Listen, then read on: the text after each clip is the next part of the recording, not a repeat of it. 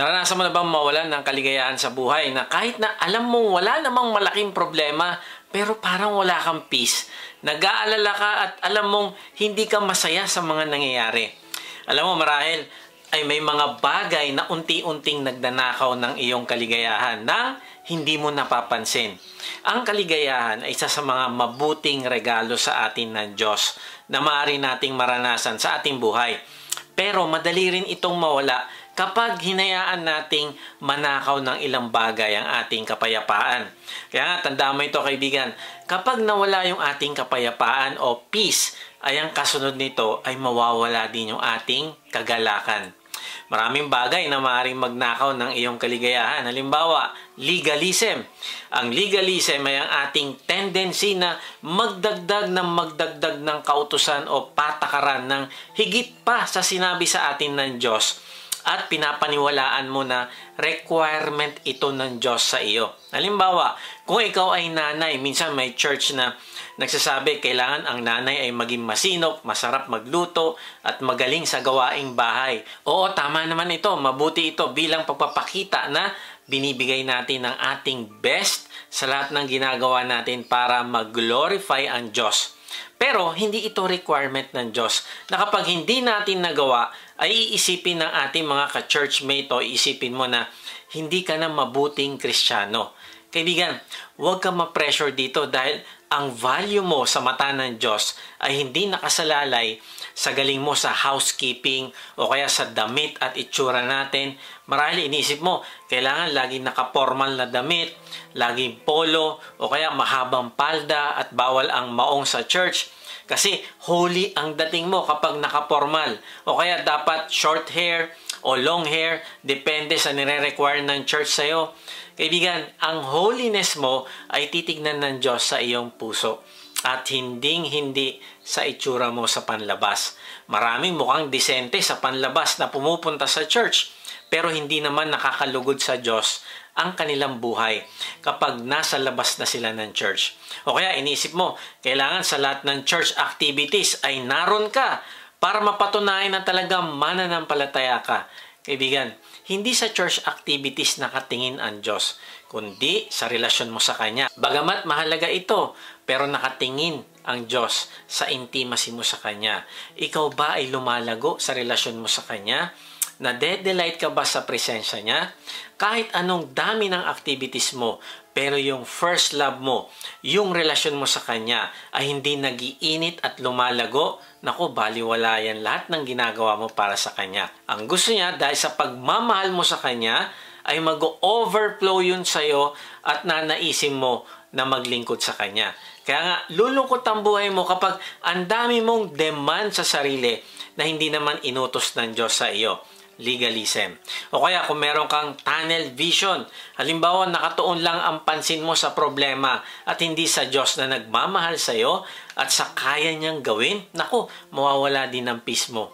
Kung nakatingin ka lang sa mga bayarin, deadline sa trabaho, nakakatakot na diagnosis ng doktor, naku, mawawalan ka ng joy. O kaya kung meron ka misplaced affections, ang affection mo ay nasa maling bagay, naku, mawawala din ng iyong peace at joy.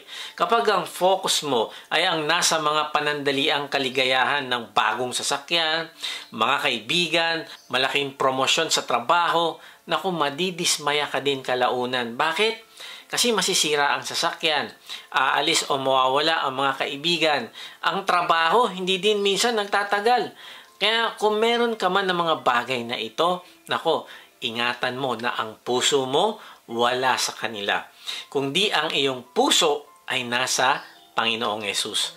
Siya lamang ang ating patuloy na pag-asa, ang ating matatag na kaibigan at ang ating tapat na pastol. Yes, mabuting mahalin ang mga tao, pero ang pinakamataas na pagmamahal natin ay dapat nasa Diyos na nagmamahal sa atin.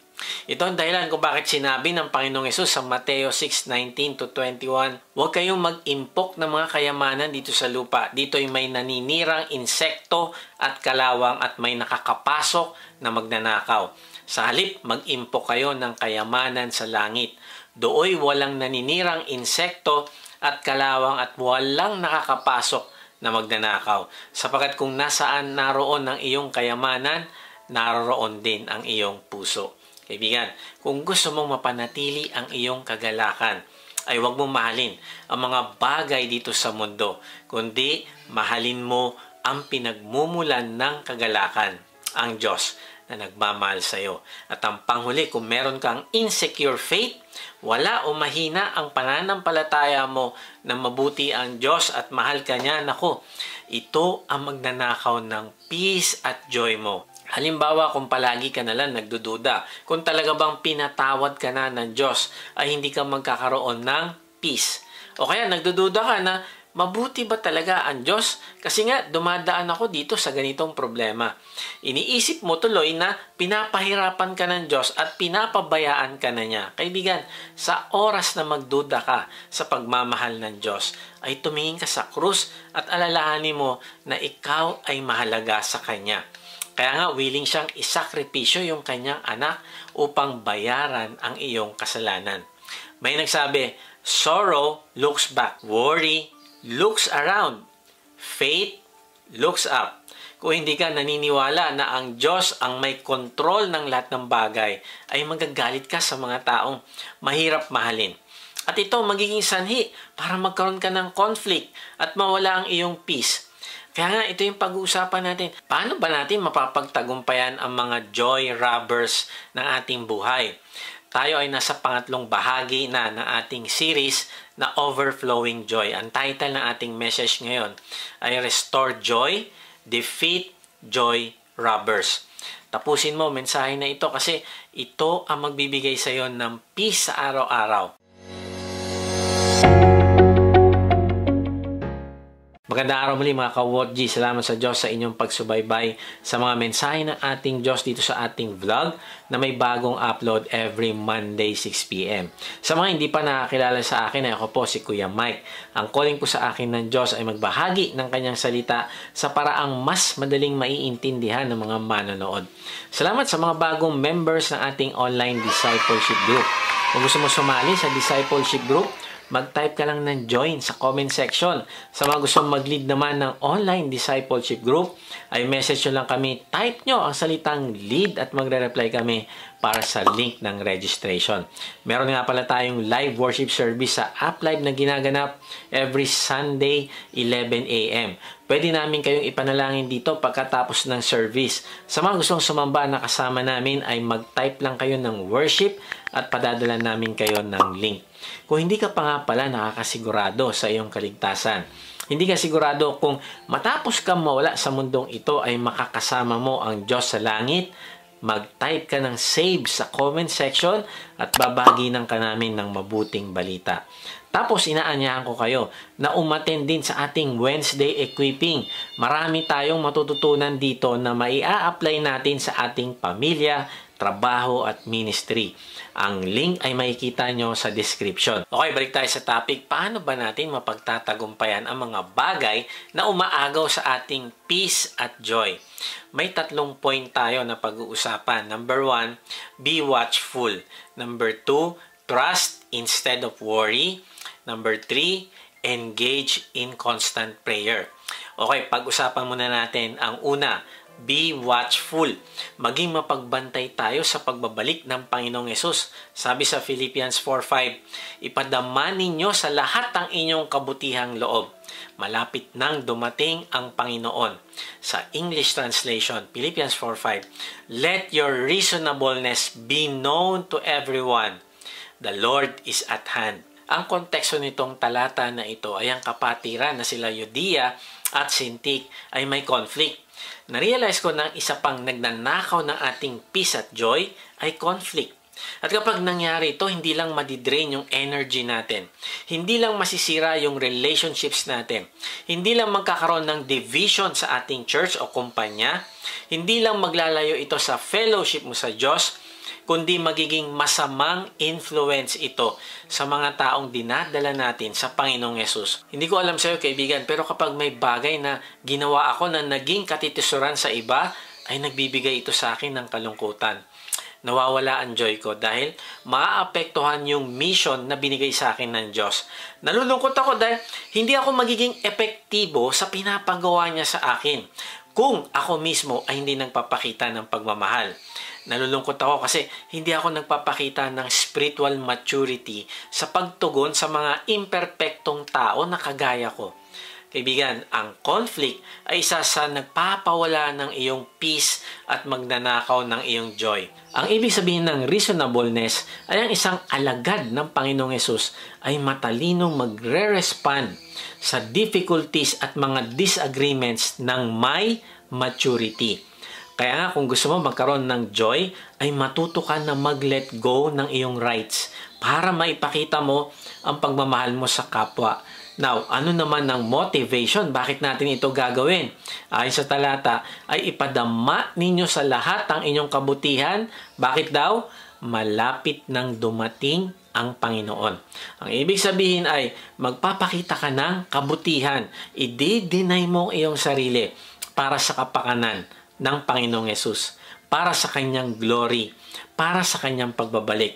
Ang ibig sabihin ng magbabantay ka o be watchful ay dahil sa hindi mo alam kung kailan babalik ang Panginoong Hesus, ay sisiguraduhin mo na ang ginagawa mo sa lahat ng bagay ay para sa agenda ng Panginoong Hesus. Kung sa area ng ministry o trabaho ay pagsisikapan mo na ang iyong mga aksyon at desisyon ay naka-align sa kalooban ng Diyos. Hindi mahalaga kung nasa trabaho ka o sa ministry, pero gagawin mo ang pagtatrabaho o paglilingkod ng para sa Diyos at hindi sa tao. Sisikapin mo na maging honest, matyaga at mapagpasensya sa iba dahil alam mo na ang iyong ginagawa ay testimony ng Panginoong Hesus sa buhay mo. Alam mo na babalik ang Panginoong Hesus at ipagsusulit mo sa Kanya ang mga pagkakataon na binigay niya sa iyo. Kung ginamit mo ba ito para sa sarili o ginamit mo para sa Kanyang kaharian. Si Jane ay isang masipag na empleyado sa isang marketing firm. Kilala siya sa pagiging mahusay at positibong tao sa opisina. Isang araw, ang kanyang katrabaho na si John, kinuha ang credit ng isang project ni Jane na pinaghirapan niya. Siyempre sa isip ni Jane, ako ang nagpakahirap sa project na ito. Tapos sinabi ng kanyang kasama na siya daw ang gumawa noon. Tapos kailangan pa ni Jane itong credit ng project na ito para sa inaasam niyang promotion. Alam mo, naroon yung temptation para kay Jane na pagsalitaan ng masasakit si John at i-chismis siya o ikwento sa ibang tao ang ginawa niya. Naisip din ni Jane na lumayo na lang sa mga team activities at hayaan ang sama ng loob ang mamayani sa kanyang puso. Pero, by God's grace, ay nakonvict si Jane na isabuhay ang kanyang pananampalataya sa Panginoong Hesus.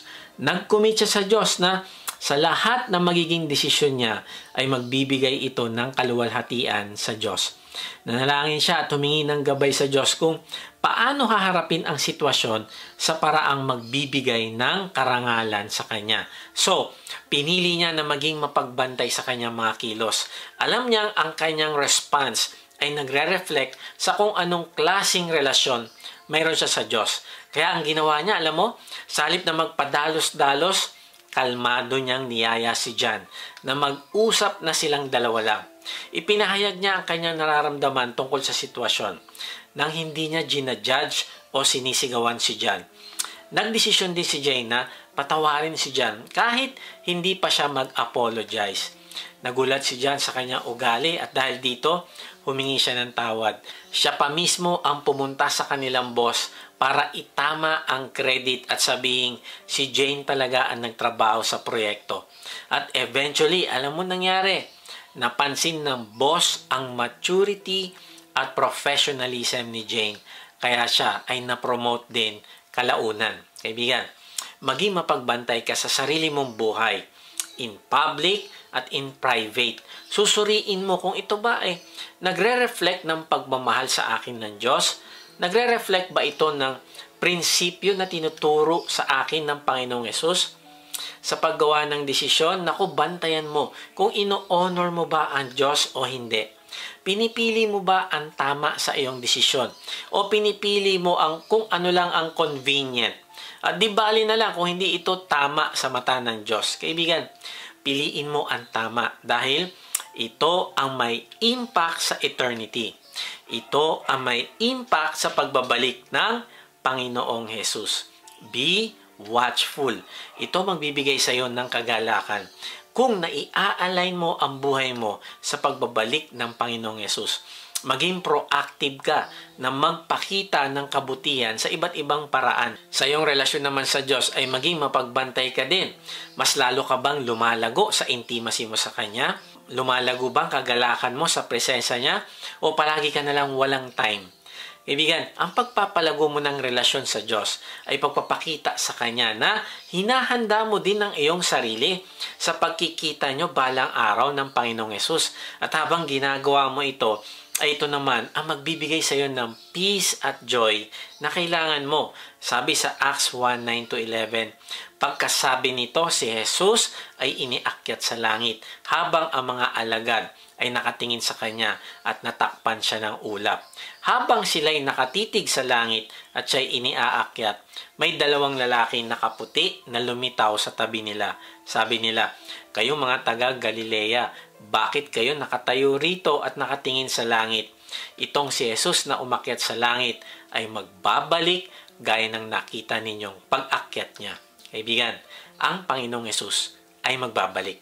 At ito ang ating magiging pinakamasayang araw. Isang araw, tinanong ni Dr. R.G. Lee ang kanyang nanay kung anong pinakamasayang araw nito. Sabi ng nanay niya na nung siya ay kasing gulang ni Dr. Lee, ay nabalitaan nila na namatay ang kanilang tatay sa digmaan dahil meron nung civil war. At yun ang pinakamalungkot nilang araw. Naging mahirap ang buhay nila noon. Isang araw habang nagbabalat sila ng beans, ay may nakita ang kanyang nanay sa malayo, isang lalaki na kamuka maglakad ng kanyang tatay. Sabi niya, imposible kasi patay na yung aking tatay. Pero ang nanay niya, hindi nagpatinag, tinakbo ang naglalakad na lalaki. At totoo nga na ito ang tatay niya. Naputol lang pala ang kamay niya, pero buhay pa ito. Alam mo, sabi nung nanay ni Dr. Lee, ito na ang pinakamasayang araw ng buhay niya. Kaibigan, isang araw ay makikita natin ang Panginoong Yesus. Pwedeng sa dulo ng buhay natin at umakyat na tayo sa langit, o maabutan tayo ng rapture at mapunta tayo sa presensya niya. Kaibigan, kahit ano pa dyan sa dalawa, ay tiyak na makikita natin ang Panginoong Yesus. Bakit? Dahil pinangako niya ito. Sabi sa John 14:3, at kapag naipaghanda ko na kayo na matitirhan, ako'y babalik at isasama ko kayo upang kayo'y makapiling ko kung saan ako naroroon. Na-realize ko na yung malaman mo na magkikita kayo ng Panginoong Yesus balang araw ay isang bagay na ngayon pa lang ay magbibigay na sa iyo ng joy. Kaibigan, ito yung warning sa atin ng Diyos sa Pahayag 3:3. Kaya nga, alalahanin mo ang mga bagay na iyong tinanggap at narinig. Isagawa mo ang mga iyon. Pagsisihan mo talikuran ng iyong kasamaan. Kung hindi ka gigising, pupunta ako dyan na gaya ng isang magnanakaw at hindi mo malalaman ng oras ng aking pagdating. Kaibigan, suriin mo ang iyong sarili. Kung may ginagawa ka ba na hindi kalooban ng Diyos, ang sabi sa talata ay, gumising ka na. Maging mapagbantay ka na sa kanyang pagbabalik. Ang mga nagbabantay ay hindi takot sa pagbabalik ng Panginoon. Mahal na mahal nila ang Panginoong Hesus, kaya sila ay matyagang nagbabantay. Kaibigan, be watchful. Tiyak na babalik ang Panginoong Hesus at ito ang magbibigay ng peace at joy sa iyo. So paano ba natin mapagtatagumpayan ang mga bagay na umaagaw sa ating peace at joy? Number 1, be watchful. Number 2, trust instead of worry. Kung nababalisa ka o natatakot ay magtiwala ka sa Diyos sa halip na mag-alala. Sabi sa Philippians 4:6, huwag kayong mabalisa tungkol sa anumang bagay. Sabi sa talata ay huwag tayong mabalisa. Ito ay hindi option. Ito ay utos o command sa atin ng Diyos. Now, bakit iniutos sa atin na huwag mag-worry? Kasi hindi ikaw ang tatay na in charge sa sambahayan ng Diyos. Ikaw ang anak at hindi ang tatay sa langit. Ako, ayoko mag-alala ang mga anak ko sa kanilang tuition fee o kakainin. Bakit? Kasi trabaho ko yon, responsibilidad ko yon, kasi ako ang tatay. The same thing, kapag nag-alala ako sa mga pangangailangan ko, ay inaagaw ko ang pagiging tatay ng Diyos sa akin. Parang iniisip ko na nakasalalay sa aking lakas at galing ang pangangailangan ko. Kinakalimutan ko na ang Diyos ang nagpapabunga ng aking pagtatrabaho at hindi ako. Nakakalimutan ko na nangako siyang ibibigay niya ang aking mga pangangailangan.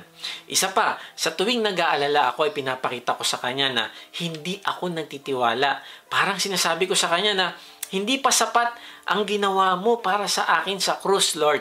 Pakitaan mo pa ako na mas maraming himala para ako magtiwala na mabuti ka talaga. Alam mo kaibigan, kung hindi ka magtitiwala ay hindi mo siya mapapaluguran sa buhay mo. Kaya kaibigan, tandaan mo na ang paghinto sa pag-aalala ay inutos niya sa atin. Hindi ibig sabihin ng hindi mag-alala ay hindi ka na magiging concerned. Hindi din ibig sabihin ng huwag ka mag-worry ay magiging careless ka na. Bahala na si Batman. Hindi yun ang ibig sabihin ng huwag mabalisa. Ang ibig sabihin ay huwag kang mapuno ng takot na napaparalyze ka na at hindi mo na ginagawa ang pinapagawa ng Diyos sa iyo. Ang ibig sabihin ng huwag kang mabalisa ay huwag kang maging paranoid. Ang ibig sabihin ay huwag kang mag-alala na mag-alala sa nangyayari sa iyong trabaho dahil iniisip mo na nasa kanya ang iyong security. To the point na ikaw ay nagkakaroon na ng chronic stress. Kaibigan, trust God instead of worry. Ang ibig sabihin, huwag mag-alala na mag-alala sa sabihin ng mga tao sa iyo. Huwag kang mag-alala na isipin na pinagbabalakan ka ng masama ng ibang tao. Kaibigan, gawin mo ang tama and trust God instead of worry. Maaring nag-aalala ka sa iyong homework o exam, maaring nag-away kayo ng iyong asawa o magulang o mga anak o mga kamag-anak. Nag-aalala ka to the point na hindi ka na nakakain ng dinner, tapos paghiga mo sa kama, ay yung isip mo naman lumilipad at kung saan-saan napupunta. Hindi ka makatulog, puyat na puyat ka. At dahil puyat ka, hindi ka din makapagtrabaho o makapag-function ng tama. Hanggang sa nag-worry ka na baka mag-worry ka lalo to the point na magkakasakit ka na. Nag-worry ka na hindi ka makakabayad ng bills at kung ano-ano pa. Tapos hindi ka na a-attend sa D-group mo, magtatampo ka na kay Lord. Kaibigan, yan ang gustong-gusto ng dyablo, na ikaw ay mag-alala ng mag-alala at mawala ang iyong kapayapaan. Kaibigan, wag mo siyang hayaang manalo sa buhay mo. Kaya nga, ganun na lang ang pagnanais ng Diyos, na bigyan ka ng kapayapaan. Sabi niya sa Mateo 6:25, kaya't sinasabi ko sa inyo, huwag kayong mabalisa tungkol sa inyong kakainin at sa inyong iinumin upang kayo'y mabuhay o kaya'y tungkol sa susuotin ng inyong katawan. Hindi ba't ang buhay ay higit na mahalaga kaysa pagkain at ang katawan kaysa damit? Now, take note, ang kausap ng Panginoong Hesus dito ay mahihirap. Yung tipo magtatrabaho ka ngayon para bukas may makain ka. Kaya sabi ng Panginoon dito sa chapter na ito na humingi kayo ng tinapay sa Ama araw-araw. Maring tataka, bakit mahirap ang pagsasabihan ng huwag mag-ipon ng kayamanan sa lupa? Hindi nga nila alam kung saan kukuha ng tinapay para sa kinabukasan. Kaibigan, pinapakita dito sa talata na ito na hindi lang mayayaman, kundi pati ang mga mahihirap ay pwedeng ang mag-occupy sa puso nila ay material na bagay. Tandaan mo ito kaibigan, kahit ang isang taong pinakamahirap sa buong mundo ay pwedeng maglingkod sa pera. Kaya sabi ng Panginoon sa kanila na huwag kayong mabalisa sa pera. Kung wala kayo niyan, ay huwag kayong mabalisa. Mahal ko kayo at ako ang magbibigay ng pangailangan nyo. Kung uunahin nyo ang aking kaharian at ang aking kalooban. Kaya kung babasahin mo ang Matthew chapter 6 ay sinasabi sa atin na ang buhay ay higit pa sa pera, damit at pagkain. Hindi sinabi ng Panginoong Hesus na huwag na kayong magtrabaho. Hindi sinabi na umupo ka na lang at walang gawin at magpo-provide na lang ang Diyos. Hindi sinabi dito na hindi sila pwedeng mag-ipon para sa future needs. No. Ang ibig sabihin ay kontrolin mo ang kung anumang negatibong bagay ang tatakbo sa iyong isip. Huwag kang matakot, kundi magtiwala ka sa Diyos. Kaibigan, alalahanin mo na ang tuloy-tuloy na pag-aalala sa pera ay isang paraan ng paglilingkod sa pera, sa halip na ang Diyos ang pinaglilingkuran natin. Ang sinasabi dito sa talata ay ang dapat nating concern ay ang totoong issue ng buhay natin kaysa material na bagay. Ang concern natin dapat ay ang ating relasyon sa Diyos. At hayaan natin na siya ang mag-manage ng ating buhay at mga pangangailangan. Kaya sabi niya, hindi ba't ang buhay ay higit na mahalaga kaysa sa pagkain at ang katawan, kaysa damit? Kaibigan, alalahanin mo na sa pag-aalala ay parang hinahalin tulad mo ang iyong sarili sa mga hayop na ang tanging concern lang ay ang kanilang physical needs. Pero ikaw at ako ay iba. Yung buhay mo ay eternal o pangwalang hanggan. Meron ka pang dapat na mas pinopursue na may eternal value. May nagsabi, worry is like a rocking chair. It gives you something to do but never gets you anywhere. Kaibigan, walang mangyayaring positibo sa ating pag-aalala. Bakit? Kasi tingnan mo ang isang study. Sabi dito, an average person's anxiety is focused on 40% things that will never happen. 30% things about the past that can't be changed. 12% things about criticism by others, mostly untrue. 10% about health, which gets worse with stress. 8% about real problems that will be faced. Grabe. So kung 8% lang pala ang mga issues sa buhay na baka magresulta na negatibo, ay bakit mo naman sasayangin ang oras mo sa pag-aalala sa iba pang mga bagay? Ang sabi nila ay nagre-resulta lang daw ito ng pagkapahiya. Kasi sa bandang huli, hindi naman pala totoo o nangyayari ang pinag-aalala natin. Si J. Arthur Rank ay nag-decide na gawin ang pag-aalala niya isang beses lang sa isang linggo. Pinili niya na tuwing Wednesday lang siya mag-aalala. Kapag merong bagay na nagbigay ng matinding anxiety sa kanya na halos sumumpong ulit yung ulcer niya, ay isusulat niya ito sa isang papel at ilalagay niya sa isang worry box at kakalimutan na niya ito hanggang sa susunod na Wednesday. Now, pagdating ng Wednesday, habang kinukuha niya isa-isa ang kanyang mga sinulat na alalahanin, ay napag-alaman niya na karamihan sa kanila ay nasolusyonan na sa loob lang ng 6 na araw. At sabi niya, useless pala kung nag-alala ako sa mga ito. Kaibigan, totoo naman na may mga importanteng bagay na kailangan mong harapin. Pero kung uubusin mo ang iyong oras sa pag-aalala sa mga bagay na hindi naman mangyayari, ay mamimiss mo harapin ang mga bagay na mas importante at mga bagay na merong magiging mabuting resulta. Paano mo malalaman kung anong importante at kailangang i-prioritize? Nako, tanungin mo ang iyong sarili. Ito bang concern ko na ito ay panglangit o panglupa? Kung panglangit, nako, okay lang maging concern ka dyan. Pero kaibigan, kung panglupa, ay paubaya mo na lang yan sa Diyos. Hayaan mo na siya ang mag-alala para dyan. Kaibigan, ang susi sa hindi pag-aalala ay ang pagkaunawa natin sa puso ng Diyos. Ang puso niya kasi ang magdidetermine kung ano ang gagawin niya, kung paano siya kikilos sa buhay mo. Maniniwala ba tayo na ang puso niya ay nagmamalasakit sa atin at kaya niyang ibigay ang ating pangangailangan o hindi? Sabi sa Jeremiah 29:11-13, sapagkat batid kong lubos ang mga plano ko para sa inyo, mga planong hindi ninyo ikakasama, kundi para sa inyong ikabubuti. Ito'y mga planong magdudulot sa inyo ng kinabukasang punong-puno ng pag-asa. Kung maganap na ito, kayo'y tatawag, lalapit at dadalangin sa akin at diringgin ko naman kayo. Kapag hinanap ninyo ako, ako'y inyong matatagpuan kung buong puso ninyo akong hahanapin. Kaibigan, mabuti ang plano ng Diyos sa iyo. Kung naniniwala ka dito, ay bakit ka mag-aalala? Kaibigan, trust God instead of worry. May isang pulubi na ini-encourage ng isang lalaki. Sabi niya, naway bigyan ka ng magandang araw ng Diyos. Alam mo, sabi ng pulubi, nagpapasalamat ako sa Diyos kasi hindi ako nagkaroon ng pangit na araw. Sabi ng lalaki, naway bigyan ka ng Diyos na may kaligayahan. Sabi ng pulubi, nagpapasalamat ako sa Diyos kasi hindi ako kahit kailan hindi naging masaya. Ha? Paano nangyari yon? Sabi ng pulubi, ganito yon. Kapag maganda ang panahon, I thank God. Pag umulan, I thank God.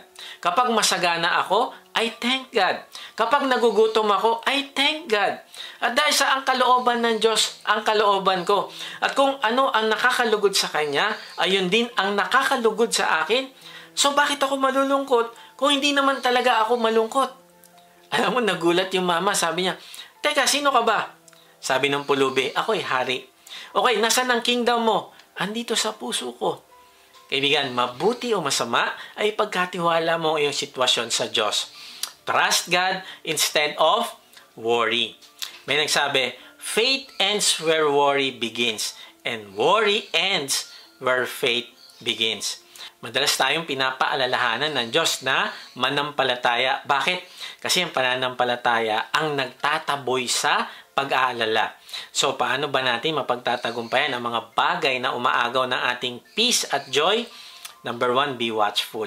Number 2, trust instead of worry. And lastly, number 3, engage in constant prayer. Tuloy natin yung Philippians 4:6. Huwag kayong mabalisa tungkol sa anumang bagay. Sa halip, hingin ninyo sa Diyos ang lahat ng inyong kailangan sa pamamagitan ng panalangin may pasasalamat. Now, maaaring tinatanong mo, okay, so susunod ako sa utos ng Diyos na huwag mag-alala at sa halip ay magtiwala sa Kanya. Pero, paano ko yun gagawin? Ang sabi sa talata ay, hingin ninyo sa Diyos ang lahat ng inyong kailangan. Una, ipakita mo sa Diyos na nagtitiwala ka talaga sa Kanya sa pamamagitan ng paghingi sa Kanya at hindi sa ibang tao. Ipapakita mo sa Kanya na sa Kanya ka umaasa at hindi sa iyong boss, asawa, kaibigan o koneksyon. Lord, wala po akong pangangailangan na hindi ninyo kayang ibigay. Kaya ngayon po ay humihingi po ako sa inyo ng pangbayad ko po sa kuryente. Kulang po ang aking sweldo. Hindi ko alam kung saan ako kukuha pero wala pong imposible sa inyo. Kaibigan, engage in constant prayer. At ang sabi sa talata ay hilingin natin sa Kanya ang lahat ng bagay. Ibig sabihin, hindi lang ito patungkol sa pera, kundi sa lahat ng area ng buhay natin. Lord, nalilito po ako sa desisyon na dapat kong gawin sa aking trabaho. Humihingi po ako ng karunungan at gabay mula sa inyo. Salamat po dahil lagi kayong nandyan upang ako'y tulungan. Lord, may sakit po ang aking mahal sa buhay. Humihingi po ako sa inyo ng kagalingan para sa Kanya. Alam kong kayo ang dakilang manggagamot at nagpapasalamat po ako sa inyong kapangyarihan na magpagaling. Lord, nahihirapan po akong labanan ang tukso na ito. Humihingi po ako ng lakas mula sa inyo upang mapagtagumpayan ko ito. Lord, may mga conflict po sa aming pamilya. Humihingi po ako sa inyo ng pagkakasundo at pagmamahalan sa amin. Salamat po dahil alam kong kayo ang mag-aayos ng aming relasyon. Kaibigan, kung sinabi sa talata na ang lahat ay pwede nating hingin sa Kanya, ay nangangahulugan na ang solusyon sa pagkabalisa at pag-aalala natin ay ang panalangin sa Diyos. Pangalawa, hindi mo lang mapapakita ang pagtitiwala mo sa Diyos sa pamamagitan ng paghiling sa Kanya, kundi kung hihiling ka ay hihiling ka ng may pasasalamat. Narealize ko na ang panalangin na nagtatanggal ng anxiety ay ang panalangin na mapagpasalamat. Kaya kaibigan, bago ka pa manalangin at humiling sa Diyos, naku, alalahanin mo muna ang ginawa ng Diyos sa nakaraan. Kung gaano siya naging ka-faithful sa'yo nung sinagot niya mga kahilingan mo. Kung paanong ipinakita niya sa'yo na hindi siya nalilate sa pagbibigay ng pangailangan mo. Alalahanin mo palagi, mag-preach ka sa sarili mo. Hindi ba ang Diyos ko ang naglipat sa akin mula sa kadiliman papuntang liwanag? Hindi ba ang Diyos ko ang nagbago sa akin mula sa masamang ugali papunta sa mapagmahal na magulang, asawa, anak at boss? Hindi ba ang tatay ko sa langit ang tumulong sa akin nung meron akong financial crisis? Hindi ba ang Diyos ang nagpagaling sa akin nung ako ay may COVID o iba pang karamdaman? May pagkakataon ba na hindi ako pinansin ng Diyos sa panalangin ko sa Kanya kahit pa 10 oras ng gabi o madaling araw? Kaibigan, bilangin mo ang mga blessing mo at saka ka humiling sa Kanya at makikita mo ang panalangin mo ay magiging mapagpasalamat. Alam mo kung bakit ka magpapasalamat sa Diyos? Kasi hindi ka niya bibigyan ng bato pag humingi ka ng tinapay. Mateo 7:9-11. Bibigyan ba ninyo ng bato ang inyong anak kapag siya'y humingi ng tinapay? Bibigyan ba ninyo siya ng ahas kapag siya ay humihingi ng isda? Kung kayong masasama ay marunong magbigay ng mabubuting bagay sa inyong mga anak, gaano pa kaya ang inyong Ama na nasa langit? Bibigyan niya ng mabubuting bagay ang sino mang humihingi sa Kanya. Wow, napakaganda ng verse na ito kasi kung hihingi ka daw ng tinapay, hindi ka bibigyan ng bato. Kung hihingi ka ng isda, hindi ka bibigyan ng ahas. Kuya Mike, bakit hiniling ko sa kanya yung boyfriend ko na sana mapangasawa ko na siya pero hindi nangyari? Kaibigan, relax. Baka mamaya ahas siya kaya hindi binigay sa'yo. Ano ang point? Alam ng Diyos ang makakabuti sa'yo at sa akin. Kaya kung ang hinihingi mo nakita niya na makakasama sa'yo, ay hindi niya ibibigay. Kaibigan, ito ang magbibigay sa iyo ng peace at joy kapag naniniwala ka na bibigyan ng Diyos ng mabubuting bagay ang mga hihingi sa Kanya.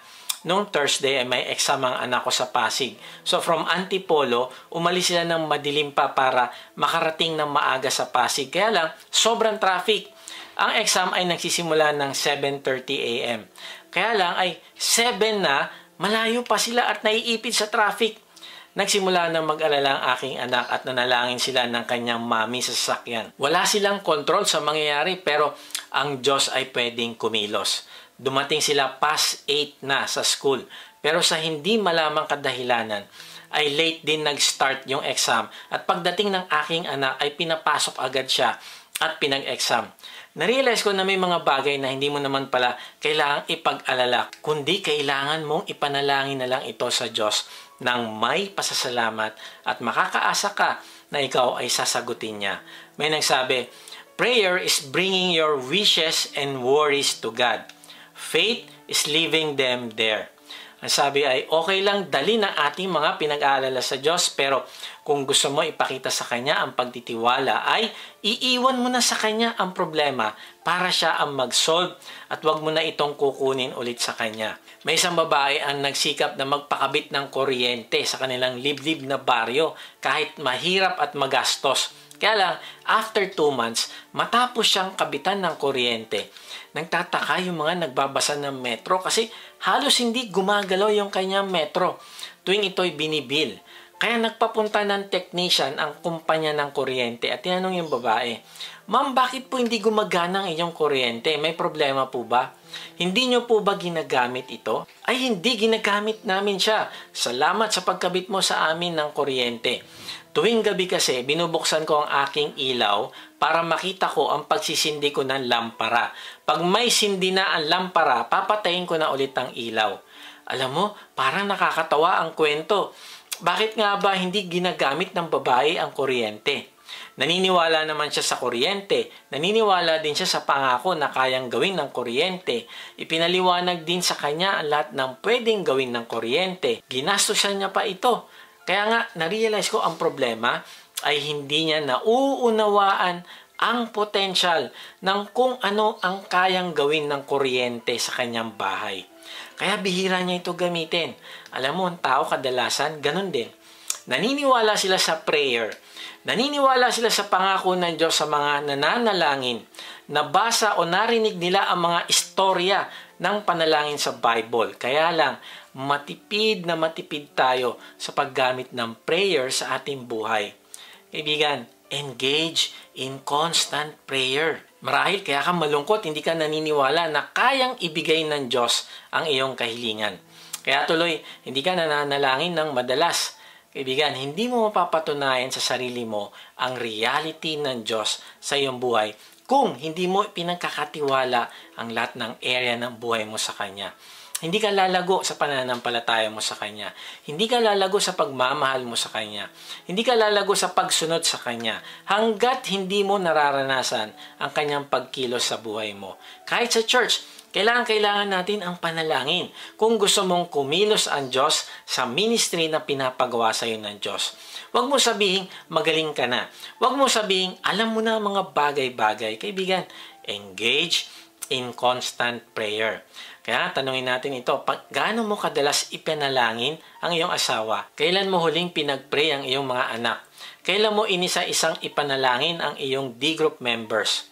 Sabi ni E.M. Bounds, what the church needs today is not more machinery or better, not new organizations or more novel methods, but men whom the Holy Ghost can use, men of prayer, men mighty in prayer. Na-realize ko na kaya tayo hindi nananalangin sa Diyos ay iniisip natin na alam na natin ang mga bagay-bagay at tayo ang kailangang masunod sa buhay natin. Wala tayong humility sa harap ng Diyos. Pangalawa, wala din tayong expectation sa Diyos. Maliit ang tingin natin sa Diyos. Kaya ang tingin natin, hindi siya makakatulong sa atin. Pangatlo, walang time o hindi priority ang Diyos sa buhay natin. Sa halip na prayer and fasting ay nagiging fast praying. Gusto nating madaliin ang lahat ng bagay, pati na ang relasyon natin sa Diyos. Sabi ni Andrew Murray, prayer is not monologue, but dialogue. God's voice is its most essential part. Listening to God's voice is the secret of the assurance that He will listen to mine. Kaibigan, kung hindi ka marunong makinig sa Diyos sa pamamagitan ng pagbabasa ng Kanyang salita, ay bakit naman kung ikaw ang hihiling sa Kanya, gusto mong pakinggan Kanya? Kaibigan, kausapin mo siya sa pamamagitan ng panalangin mo sa Kanya at pakikinig naman sa sasabihin niya sa iyo. Marahil kinausap ka ng Diyos at gusto mo nang magkaroon ng tunay na kagalakan at kapayapaan. Kaibigan, magsimula ka sa pagpapakumbaba mo sa Panginoong Yesus. Manampalataya ka sa Kanya na Siya ang nagbayad ng iyong kasalanan sa krus. Hindi lang ang Panginoong Yesus ang source ng buhay na walang hanggan, kundi Siya din ang source ng ating joy. Ipahayag mo ang iyong pananampalataya sa Kanya sa pamamagitan ng isang panalangin. Kahit nasan ka ngayon, sabihin mo sa Kanya, Panginoong Yesus, inaamin ko po na ako ay makasalanan. Patawarin niyo po ako. Nananampalataya po ako na Ikaw ang nagbayad ng aking kasalanan sa krus. Ngayon nga ay binubuksan ko na ang aking puso. Pumasok at manahan sa akin. Tinatanggap kita bilang aking Panginoon na tagapagligtas. Simula ngayon ay tatalikdan ko na ang aking kasalanan. Salamat sa biyaya mo sapagkat ako ngayon ay malaya na. Salamat sa peace at joy na binigay mo sa akin. Amen. Kung sumabay ka sa panalangin natin bilang pananampalataya at pagtanggap mo sa Panginoong Yesus, ay mag-iwan ka sa comment section ng salitang accept para makilala ka namin at masama sa aming panalangin para sa iyong paglagong spiritual. Kung na-bless ka naman sa message na ito, ay inaanyahan kitang mag-subscribe sa aking YouTube channel. Kung meron nga pala kayong talent sa pag-awit o kaya naman gusto nyong kantahan ng ating Panginoong Yesus, ay sumali kayo sa ating harana kay Yesus tuwing linggo alas 7 ng gabi. Salamat nga pala sa mga nagsusupport sa ating ministry at kung gusto mo maging partner sa ministry na ito na magamit ka ng Diyos sa pagpapalaganap pa ng Kanyang salita at pagtulong sa mga nangangailangan, ay inaanyahan kita mag-support financially sa ating gawain. Meron tayong link ng donation page sa baba ng description. Pag hindi nyo nakita ang link, ay mag-type lang kayo ng partner sa comment section at papadala namin kayo ng link. Sa ating pagtatapos ay iwan ko ito sa inyo. Tuloy natin yung Philippians chapter 4 sa verse 7. Ito ang magiging bunga ng ating pagiging prayerful at watchful. Ang sabi rito, at ang kapayapaan ng Diyos na hindi kayang maunawaan ng tao, ang siyang mag-iingat sa inyong puso at pag-iisip dahil sa inyong pakikipag-isa kay Kristo Jesus. Kaibigan, kung nais mong mapagtagumpayan ang mga nagnanakaw ng iyong kagalakan sa Panginoon, ay una, be watchful. Bantayan mo ang pagdating ng Panginoong Yesus. Abangan mo ito ng punong-puno ng pag-asa na makakasama mo siya sa langit balang araw. At dahil dito ay babaguhin mo din ng buhay mo habang narito ka sa lupa. At ang bunga ng pagbabago na ito ay kapayapaan na magdudulot din sa iyo ng joy. Pangalawa, trust God. Instead of worry, walang mangyayari sa iyong pag-aalala. Pero kung magtitiwala ka sa Diyos, susunod ka kahit mahirap, ikaw ay makakasumpong ng pagpapala. Pangatlo, engage in constant prayer. Humiling ka sa Diyos sa lahat ng pagkakataon para sa lahat ng bagay. Gawin mo ito na may pagpapasalamat para maipakita mo sa Kanya na ikaw ay nagtitiwala sa Kanya. Huwag mo lang basta sabihin, naniniwala ka sa prayer, kundi gawin mo ang praying life. Ipakita mo sa Diyos na ang buong buhay mo ay nakadepende sa Kanya.